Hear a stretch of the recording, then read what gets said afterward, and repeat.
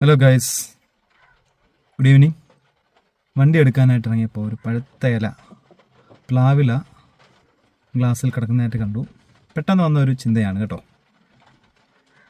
മറ്റൊന്നുമല്ല, നമ്മുടെയൊക്കെ ജീവിതത്തിലെ കുറേ കാര്യങ്ങൾ നമ്മൾ നമ്മുടെ വീട്ടുകാർക്ക് വേണ്ടിയും നാട്ടുകാർക്ക് വേണ്ടിയും ബന്ധുക്കാർക്കും സുഹൃത്തുക്കൾക്കുമൊക്കെ ഒത്തിരി കാര്യങ്ങൾ നമ്മൾ ചെയ്യാറുണ്ട് അല്ലേ ജീവിതത്തിലെ.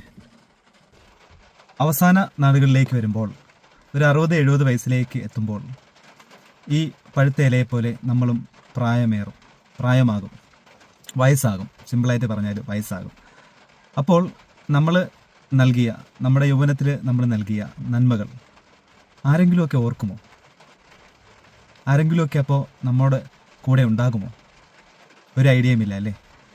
അപ്പോൾ ഒന്നും പ്രതീക്ഷിക്കാതെയാണ് നാം ഓരോരുത്തരും മറ്റുള്ളവരെ സഹായിക്കുന്നത്.